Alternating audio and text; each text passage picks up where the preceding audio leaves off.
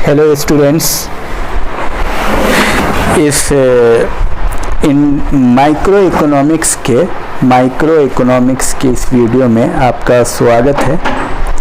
और इससे पहले मैं आपको ये बता दूं कि बहुत सारे स्टूडेंट की ये प्रॉब्लम रहती है कि सर हिस्ट्री का वीडियो नहीं मिल रहा है, इंडियन हिस्ट्री का, एंशिएंट हिस्ट्री का। तो कोई पूछते हैं कि वैदिक सभ्यता नहीं मिल रहा है, कोई पूछते हैं राजनीतिक सिद्धांत की वीडियो नहीं मिल रही है, कोई पूछते हैं भारतीय संविधान की वीडियो नहीं मिल रही है। तो उसकी वजह ये होती है कि सबसे पहले तो आप सब्सक्राइब करते हैं और सब्सक्राइब करने के साथ जो नोटिफिकेशन है, अगर आप उसको ऑल का नोटिफिकेशन दबा देते हैं तो फिर आपको ऑल का नोटिफिकेशन अगर आप दबाते हैं तो आपको सारी वीडियो मिल जाती है, फिर दिक्कत नहीं होती है। तो चलिए आप शुरू किया जाए। शुरू करता हूँ मैं। तो ये है माइक्रो इकोनॉमिक्स में, और आप जानते हैं बहुत ही महत्वपूर्ण है। ये बीए और एमए दोनों में ये इम्पोर्टेंट है, दोनों में आता है। और साथ साथ में नेट में भी बहुत क्वेश्चन आपको पूछे जाते हैं इस तरह के। तो चलिए शुरू करता हूँ मैं। अर्थशास्त्र ज्ञान की वो शाखा है जो धन से संबंधित है। ये कथन किसका है? वाकर का। अर्थशास्त्र जीवन के साधारण व्यवसाय में मानव जाति का अध्ययन है। ये कथन है मार्शल का। इसको रटना है, याद करने वाली चीज है। अर्थशास्त्र भौतिक कल्याण का विज्ञान है। कथन किसका है? पीगू का कथन है ये। तो ये रहा, आगे बढ़ते हैं। अर्थशास्त्र वो विज्ञान है जो लक्ष्य और वैकल्पिक प्रयोग वाले सीमित साधनों के मध्य पारस्परिक संबंध के रूप में मानव व्यवहार का अध्ययन करता है। ये कथन है रॉबिन्स का। अर्थशास्त्र केवल एक वास्तविक विज्ञान है। ये कथन है रॉबिन्स का। तो इस तरह से चलिए आगे बढ़ते हैं। और निम्नलिखित प्रश्नों में दिए गए विकल्पों में से एक विकल्प चुनना है। अर्थशास्त्र का जनक किसे माना जाता है? Adam Smith. An inquiry into the nature and cause of wealth of nation, पुस्तक के लेखक एडम स्मिथ। अर्थशास्त्र ज्ञान की वो शाखा है जो धन से संबंधित है। वॉकर, पहले भी जा चुका है ये प्रश्न और आगे भी मिलेगा। तो ये काफी आता है, रिपीटेड क्वेश्चन है। अर्थशास्त्र जीवन के साधारण व्यवसाय में मानव जाति का अध्ययन है। मार्शल। आगे बढ़े। और हिग्स ने कीमत के प्रभाव को दो भागों में विभक्त किया है, आय प्रभाव और प्रतिस्थापन प्रभाव। प्रतिस्थापन प्रभाव के अंतर्गत उपभोक्ता की संतुष्टि समान रहती है। आगे बढ़िए। वस्तु की कीमत में वृद्धि हो जाने पर उपभोक्ता संतुलन प्रक्रिया में उपभोक्ता की कौन सी आय घट जाती है? तो इसका सही उत्तर है वास्तविक आय घट जाती है। आय प्रभाव सदैव धनात्मक तथा ऋणात्मक दोनों होता है। अल्पकालीन उत्पादन फलन प्रदर्शित करता है परिवर्तनशील अनुपात का नियम। ये सब तथ्यों पे आधारित कुछ प्रश्न है और थ्योरी पे आधारित है, इसको आपको रटना ही है, इसका कोई और उपाय नहीं है, रट जाइए। दीर्घकालीन उत्पादन फलन का संबंध है पैमाने के प्रतिफल से। कौन सा सिद्धांत उत्पत्ति ह्रास नियम पर आधारित नहीं है? ब्याज का तरलता पसंदगी सिद्धांत। जब औसत उत्पादन गिरता है तो सीमांत उत्पादन गिरता है। आ जाइए। उत्पादन की दूसरी अवस्था में औसत उत्पादन गिरता है। औसत उत्पादन का क्या होता है? गिर जाता है। चलिए। जब मांग की लोच अनंत होती है तो ऐसी स्थिति में, देखिए आंसर है दो, मांग की मात्रा बढ़ती है और कीमत स्थिति रहती है। इसको आप प्रैक्टिस करें, प्रैक्टिस करेंगे। अगर आप ऑब्जेक्टिव क्वेश्चन पे डिपेंड हैं तो आपको मैं 100 का टारगेट देता हूँ, 100 बार प्रैक्टिस करेंगे, 100 बार प्रैक्टिस करेंगे मिनिमम। और एग्ज़ाम जाने से पहले तो 10 बार मिनिमम हो ही जाना चाहिए, क्योंकि ये आपको 3 दिन से ज़्यादा याद नहीं रहता है। अगर आप 100 बार प्रैक्टिस करेंगे तब आपको जा कर के 15 दिन याद रहेगा। तो इसको 100 बार आप प्रैक्टिस करेंगे। आगे बढ़िए। आवश्यक वस्तुओं के लिए मांग की लोच बेलोचदार होती है। पूर्ण स्थापन वस्तुओं में मांग की आड़ी लोच पूर्ण लोचदार होती है। ये सब आपको डायरेक्ट उत्तर तथ्यों पर आधारित है, इसको आप डायरेक्ट उत्तर रट जाइए। एक ही मांग वक्र के विभिन्न बिंदुओं पर मांग की लोच भिन्न भिन्न होती है। एक ही मांग के वक्र पर विभिन्न बिंदुओं पर अलग अलग होती है। उपभोक्ता की बचत निम्न प्रकार परिभाषित की जा सकती है। काल्पनिक कीमत एवं वास्तविक कीमत में अंतर के आधार पर उपभोक्ता की बचत का विचार आधारित है सीमांत उपयोगिता ह्रास नियम पर। रट जाइए, काम आने वाला है। उपभोक्ता बचत की धारणा का प्रतिपादन सर्वप्रथम किसने किया? तो सर्वप्रथम मार्शल ने ही किया था उपभोक्ता बचत का। तटस्थ वक्र का सर्वप्रथम उपयोग किसने किया? एम बर्थ ने किया। एक तटस्थ वक्र के विभिन्न बिंदुओं पर उपभोक्ता को समान संतुष्टि प्राप्त होती है। कॉन्सेप्ट है, और सही कॉन्सेप्ट जानने के लिए आपको मेन वीडियो पढ़ने की ज़रूरत है। मेन किताब तो पढ़ने की ज़रूरत है, वीडियो तो आपका रिफ्रेशमेंट है, वीडियो प्रैक्टिस सेट है। जान लीजिए, वीडियो क्या है? प्रैक्टिस सेट है। असल तो आपको किताब भी पढ़ने की ज़रूरत है। कॉन्सेप्ट के लिए किताब बिना पढ़े काम नहीं चलेगा। ये है काम चलाओ व्यवस्था कि वीडियो अगर हाँ, लेकिन इसको भी आपको बहुत प्रैक्टिस की ज़रूरत है, तो आपको बहुत कामयाबी मिलेगी, फायदा होगा। तटस्थ वक्र के मुख्य विशेषता है तटस्थ वक्र बाईं ओर से दाईं ओर नीचे झुकता है। तटस्थ वक्र का ढाल किस प्रवृत्ति का होता है? प्रतिस्थापन सीमांत दर घटना। तटस्थ मानचित्र में तटस्थ वक्रों की संख्या होती है, जितने चाहे उतनी हो जाएगी। तटस्थ वक्र विश्लेषण में उपभोक्ता संतुलन उस बिंदु पर प्राप्त होती है जब बजट रेखा तटस्थ वक्र को स्पर्श करती है। प्रतिस्थापन की सीमांत दर सदैव ऋणात्मक होती है। दो वस्तुएं पूर्ण प्रतिस्थापन होती है तो तटस्थ वक्र की आकृति एक रेखा के रूप में होती है। देखिए, डायरेक्ट आप प्रैक्टिस कीजिए, क्योंकि आपको सही उत्तर पे पहुंचना है। गलत उत्तर को देखना क्यों है? आप सही उत्तर पे पहुंचिए।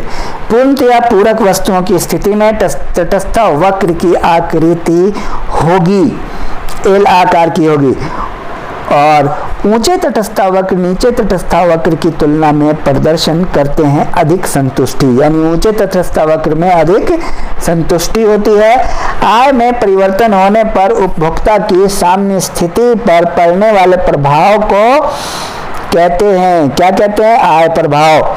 वो रेखा जो आय प्रभाव को प्रदर्शित करती है आय उपभोग वक्र कहते हैं।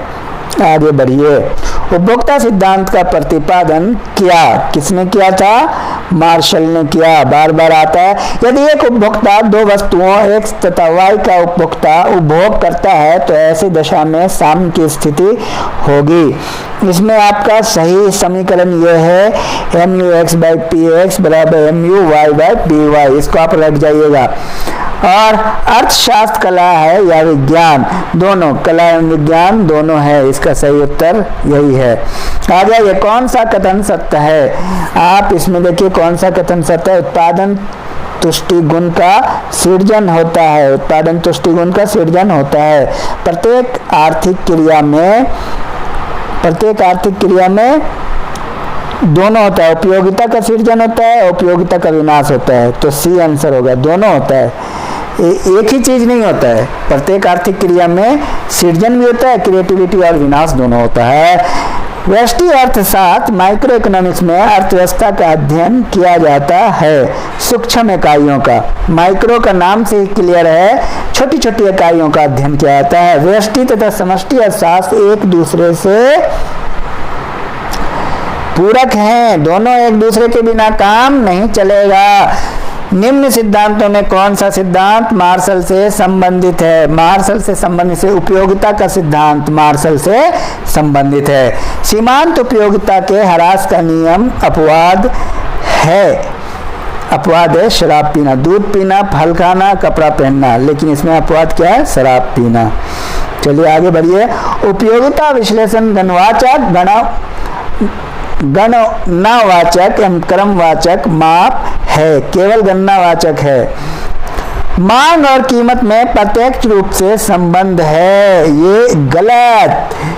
मांग और कीमत में प्रत्यक्ष रूप से नहीं बल्कि अप्रत्यक्ष रूप से संबंध है।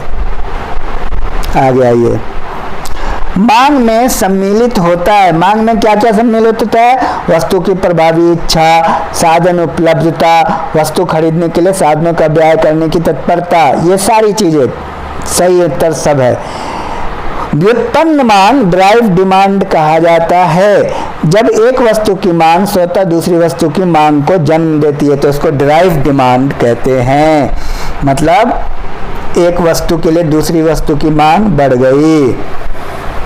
जैसे मान लीजिए कि खीर बनाना है, तो खीर बनाना है तो हम दूध लेकर के आए तो फिर चीनी की ज़रूरत पड़ गई, और चीनी लेकर के आए तो खजूर, छुहारा और किशमिश की ज़रूरत पड़ गई।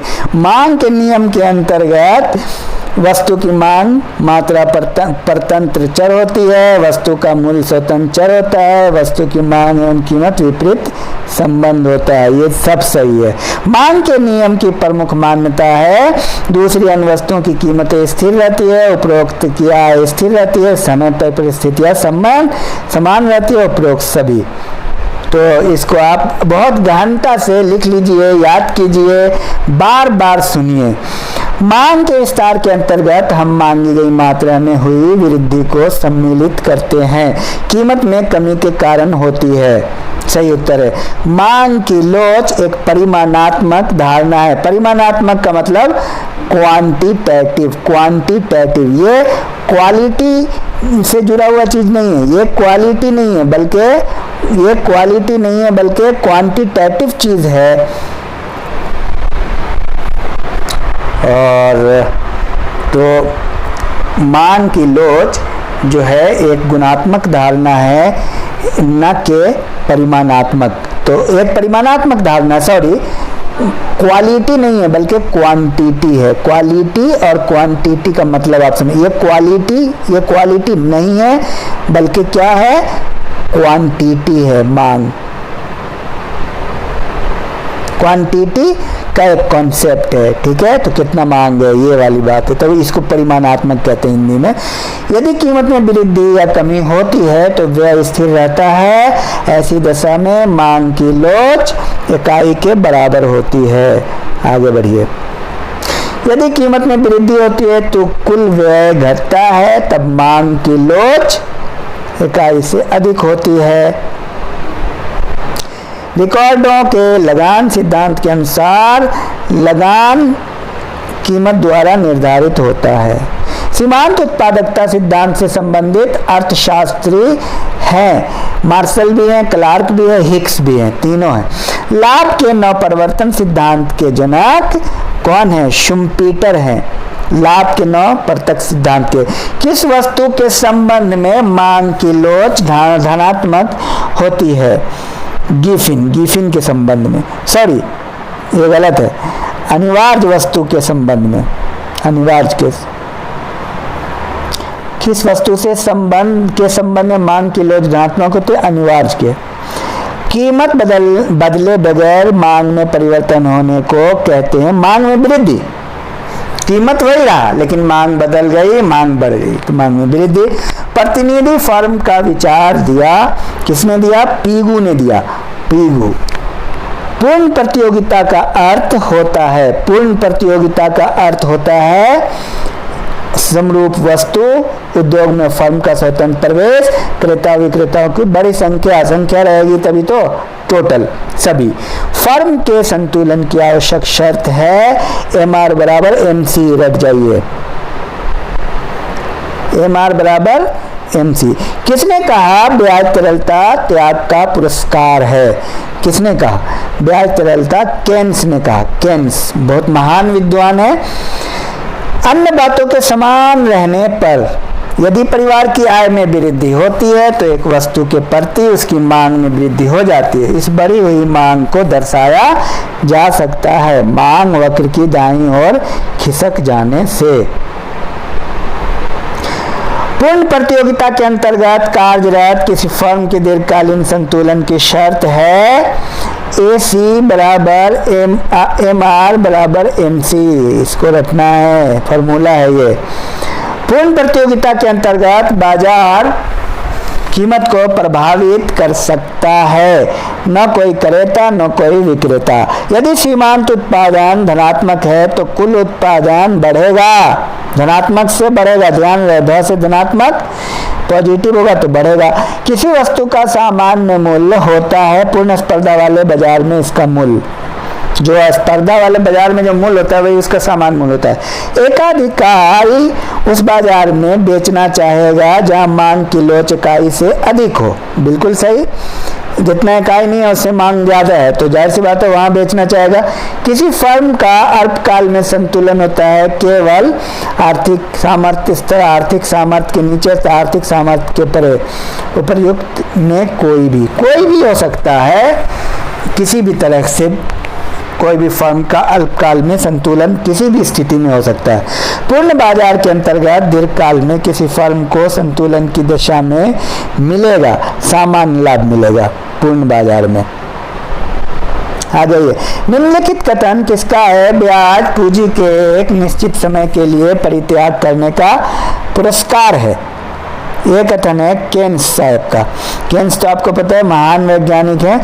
उस अर्थशास्त्री का नाम बताइए जिसने कीमत निर्धारण में समय के महत्व का विवेचना किया था। पीगू।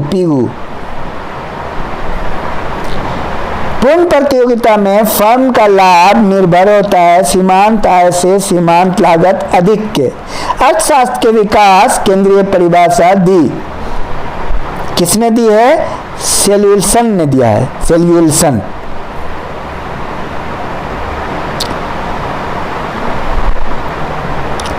और दीर्घकाल में हमेशा एकाधिकारात्मक फर्म कमाती है सामान्य लाभ। दीर्घकाल में सामान्य लाभ ही कमाती है, इसका ख्याल रखिएगा। The theory of monopolistic competition के लेखक हैं चैम्बरलिन। अनिश्चितता वहन करने के लाभ के सिद्धांत के प्रतिपादक हैं नाइट साहब हैं। रिकॉर्ड के अनुसार भूमिपति को लगान भूमि की निम्न विशेषता के कारण मिलता है, अविनाशी मूलभूत शक्तियों के कारण। तो इसको आप जरूर याद रखिए। लगान है, लगान क्या है? लगान तो आपने देखा था, फिल्म भी थी। लगान बराबर वर्तमान आय माइनस हस्तांतरित आय। ब्याज का नवीन प्रतिष्ठित सिद्धांत है उधार दे सिद्धांत। आभास लगान का सबसे पहले प्रयोग किसने किया? मार्शल साहब। जहां कोई न मिले, एडम स्मिथ, मार्शल, केन्स, ये तीनों हैं। निम्नलिखित में से कौन सी तटस्थता वक्र की विशेषता नहीं है? केंद्र की ओर उन्नति द्वार एक दूसरे को कभी नहीं काटते, ये भी गलत। ढाल ऋणात्मक होती है, ये भी गलत, सभी गलत। तरलता पसंदगी सिद्धांत किसने दिया? कीन्स ने। बताया ना, या तो मार्शल या कीन्स ज्यादा आएंगे। तरलता पसंदगी सिद्धांत। किसी फर्म को अधिकतम लाभ तब होगा जब उसे सीमांत मिलने लगे सीमांत लागत के बराबर। सीमांत लागत औसत लागत के बराबर होती है जबकि औसत लागत न्यूनतम होती है तभी। आगे बढ़िए। कीमत रेखा व्यक्त करती है उपभोक्ता के सीमाओं को। कीमत प्रभाव बराबर होती है प्रतिस्थापन प्रभाव प्लस आय प्रभाव। रट जाइएगा, रटने वाला है। श्रम का पूर्ति वक्र होता है, पीछे मुड़ता हुआ होता है। उदासीन वक्र विश्लेषण के संबंधित कौन से दो अर्थशास्त्री हैं? हिग्स और एलन। हिग्स और एलन। मार्शल के उपयोगिता नियम की प्रमुख मान्यता है। कौन है? उपयोगिता मापनीय है, यानी यूटिलिटी को आप मेजर कर सकते हैं मार्शल के अनुसार। कीमत विभेदीकरण कब संभव नहीं है? तो इसका उत्तर ब है। कीमत विभेदीकरण कब संभव नहीं है? पूर्ण प्रतियोगिता की दशा में बहुत दिक्कत हो जाएगी। और श्रम की बाजार पूर्ति निर्भर करती है, देखिए, जनसंख्या के आकार पर, आर्थिक विकास की स्थिति पर, जनसंख्या में श्रम शक्ति पर, सभी पर जनसंख्या रहेगा, आकार कैसा होगा, आर्थिक विकास की दर क्या है, सब पे निर्भर करती है। मार्शल के विश्लेषण के अंतर्गत जब कुल उपयोगिता बढ़ती है तो सीमांत उपयोगिता अध्ययनात्मक होती है तथा कम होती जाती है। जब कुल उपयोगिता बढ़ेगी तो क्या होगा? धनात्मक होगी तथा कम होती जाएगी। सीमांत उपयोगिता है कुल उपयोगिता में अतिरिक्त परिवर्तन। आ जाइए, उपभोक्ता की बचत का आधार है तटस्थता का वक्र सिद्धांत। सीमांत उपयोगिता जब शून्य होती है तो कुल उपयोगिता अधिकतम होगी। उद्घटित अधिमान सिद्धांत के प्रतिपादक हैं सैमुएलसन। प्रोनाउंसिएशन में भी प्रॉब्लम आती है, सैमुएलसन। लेकिन आपको रटना है, क्या कीजिएगा, आप तो विद्यार्थी हुए, आपको सब रट जाना है। जब सीमांत लागत गिरती है तो औसत लागत गिरती है, सीमांत लागत गिरेगी तो औसत लागत गिरेगी। और औसत लागत की हस्तांतरित आय कहा जाता है। औसत लागत को हस्तांतरण आय कहा जाता है क्योंकि इससे कम मिलने पर उत्पादन का साधन दूसरे श्रेष्ठ विकल्पों में हस्तांतरित हो जाता है। आइए, अर्थशास्त्र में उत्पादन है वस्तु सेवा में उपयोगिता का सृजन। उत्पत्ति के ह्रास मान नियम संबंधित है, अल्पकाल के लिए होता है। एक फर्म साम्य की स्थिति में तब होती है जब प्राप्त करे अधिकतम लाभ। साम्य की स्थिति में तब होगी जब उसको अधिकतम लाभ मिलेगा। पूर्ण प्रयोगिता सर्वोत्तम स्तर दीर्घकाल में उस बिंदु पर होता है। आगे आइए, नेक्स्ट देख लें। अल्पकाल में लाभ को अधिकतम करने हेतु एक फर्म को इतना उत्पादन करना चाहिए जिससे सीमांत आय तथा सीमांत लागत बराबर हो। भेदात्मक एकाधिकार संभव होता है जबकि दो बाजारों में मांगों की लोच में अंतर हो। लगान भूमि के उपज का वो भाग है जो भूस्वामी को भूमि की मौलिक एवं अविनाशी शक्ति उपयोग के बदले दिया जाता है। ये कथन है रिकार्डो का। एक कर्मचारी की वास्तविक मजदूरी उस मुद्रा की क्रय शक्ति ही होती है। विशुद्ध ब्याज कहते हैं सकल ब्याज से कम होता है। विशुद्ध ब्याज सकल ब्याज से जाहिर सी बात है कम होगा। रॉबिन्स के अनुसार अर्थशास्त्र का स्वभाव क्या है?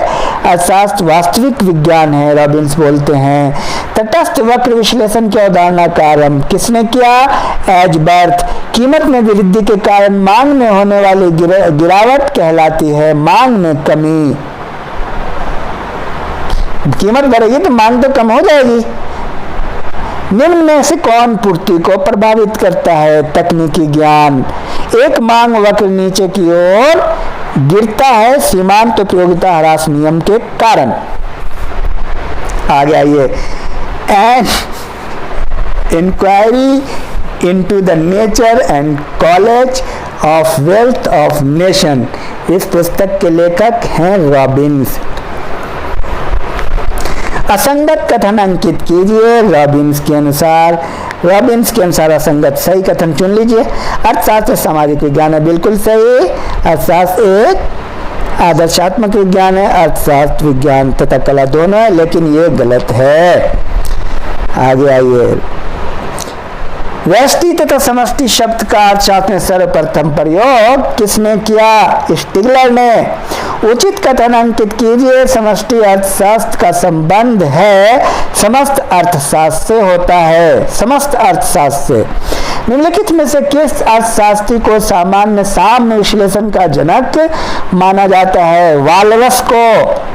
रटने वाला क्वेश्चन है। कुल उपयोगिता अधिकतम होती है जबकि सीमांत उपयोगिता धनात्मक हो, सीमांत उपयोगिता शून्य होगी। उपभोक्ता संतुलन की स्थिति में होता है जबकि तटस्थ वक्र का ढाल मूल्य रेखा के ढाल के समान होता है। मांग का संबंध कीमत पर है, मांग का संबंध कीमत पर है। कीमत होगा तभी तो मांग होगा। मांग का नियम कीमत जैसा होगा उसके अकॉर्डिंग मांग होगा। मांग का नियम बताता है जब कीमत घटती है तो मांग बढ़ती है। बहुत आसान है, बस इसको समझना भी है। कॉन्सेप्ट आपको पढ़ा होना चाहिए। उत्पादन की प्रारंभिक अवस्था में सामान्यतः उत्पत्ति वृद्धि नियम लागू होता है क्योंकि पैमाने की मितव्यताएं प्राप्त होती हैं। अल्पकालीन उत्पादन फलन है परिवर्तनशील अनुपात का नियम।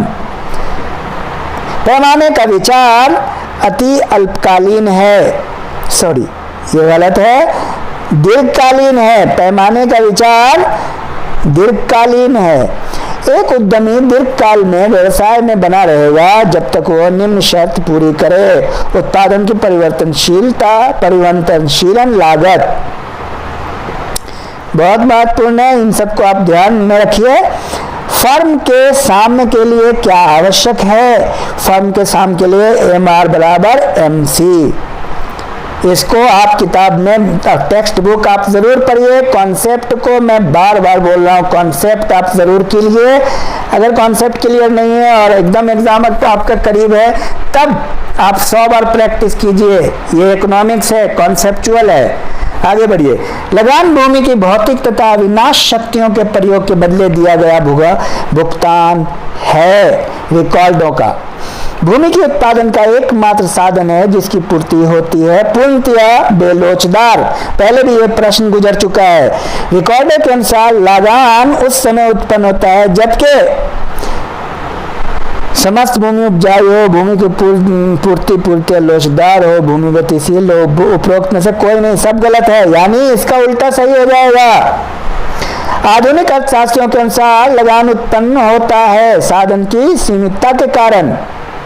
आर्थिक लगान तथा कुल लगान में आर्थिक लगान कुल लगान का एक भाग है।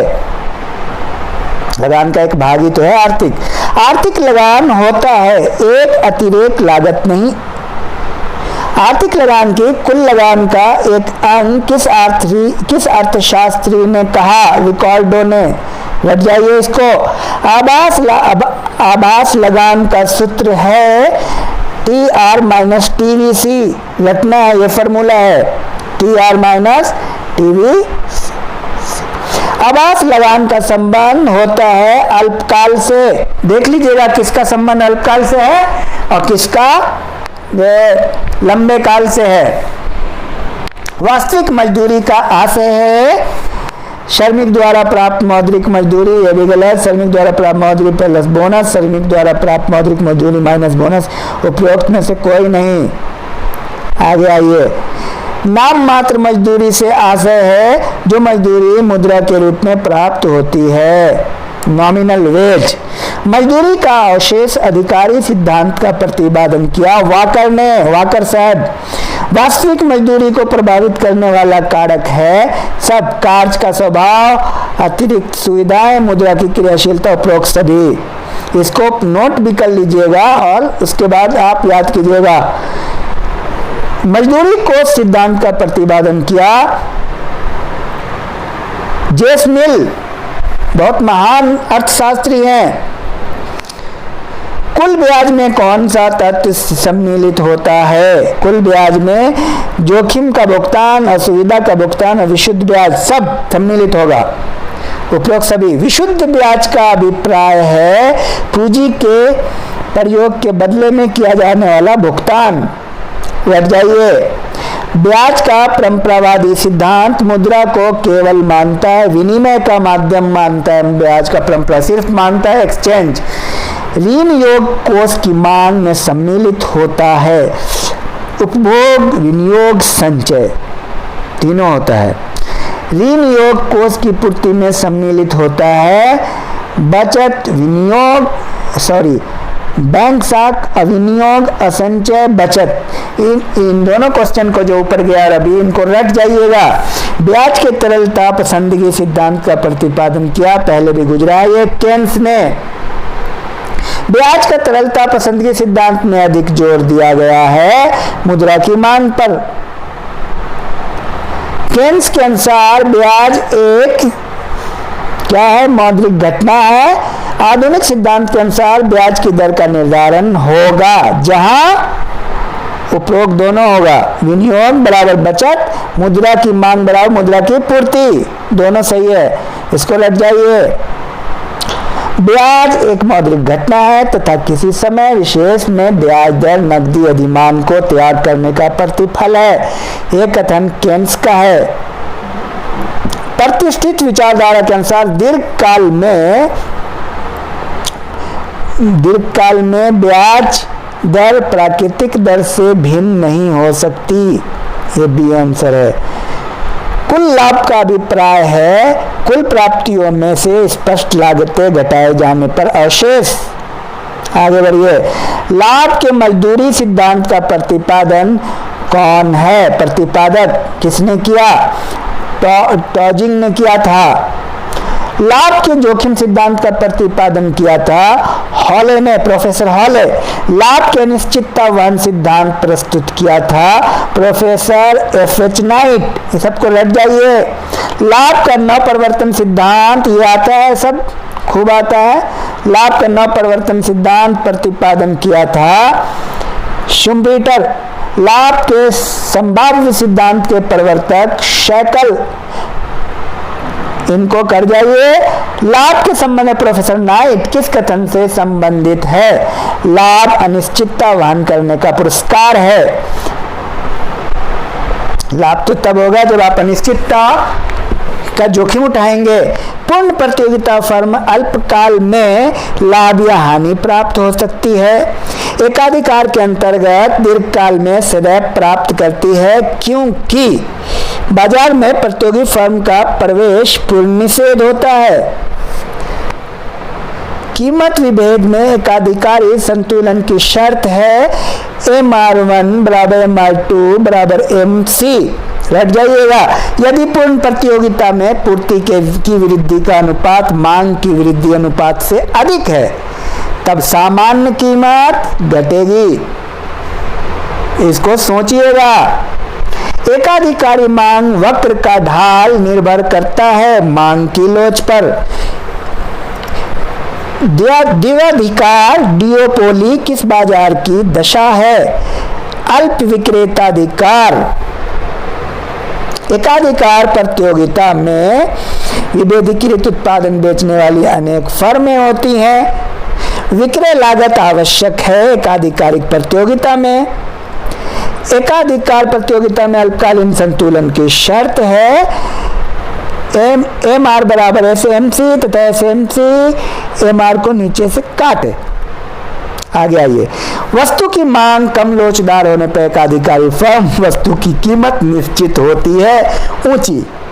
बहुत बेहतरीन है, ये सब लग जाइएगा।